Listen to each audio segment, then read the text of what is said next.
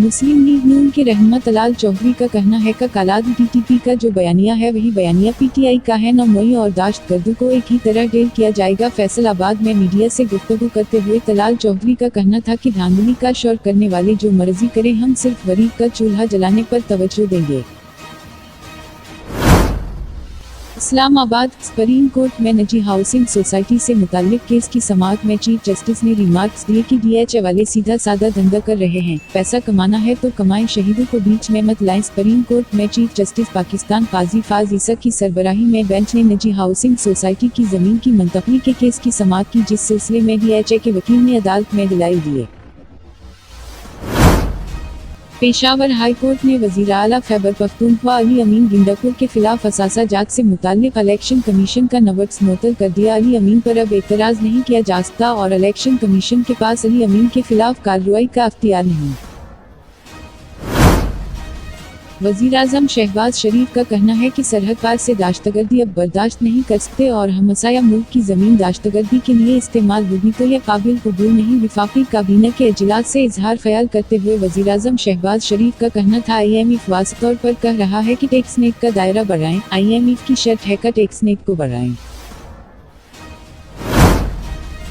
Islamabad supreme court ने national bank के 11,500 pensioners को पेंशन अदा करने का फैसला बरकरार रखा है। नेशनल बैंक ने पेंशन की अदायगी के फैसले के खिलाफ सुप्रीम कोर्ट में नजरसानी दरख्वास्त दायर की थी, जिस पर सुप्रीम कोर्ट के जस्टिस मंसूर अली शाह की सरबराही में 3 रुकनी बेंच ने समाअत की। लाहौर वज़ीर आला पंजाब मरियम नवाज ने घर तक सरोस की फ्राहमी के लिए दस्तक प्रोग्राम शुरू करने का फैसला किया है। वज़ीर आला पंजाब मरियम नवाजी की ज़ेरे सदारत दस्तक प्रोग्राम का जायजा अजलास हुआ, जिसमें मरियम नवाज ने घर तक सरोस फ्राहम करने के लिए ऐप और कॉल सर्विस शुरू करने की हिदायत की। इस्लामाबाद की अदालत ने लॉन्ग मार्च के दौरान तोड़-फोड़ के मजीद 2 केस में इमरान खान को बरी कर दिया। इस्लामाबाद के जुडिशल मजिस्ट्रेट सईद बलाल ने लॉन्ग मार्च के दौरान तोड़-फोड़ के केस में इमरान खान और दीगर की बरीद की दरख्वास्तों पर समाअत की, जिसमें अदालत ने कहा कि बानी पीटीआई और दीगर मुल्ज़मान पर लॉन्ग मार्च के दौरान लोगों को इकसाने का इल्ज़ाम है। अगर पब्लिक को इमरान खान और दीगर ने इकसाया तो परासी की वशन को बादी नज़र में साबित भी करना होगा।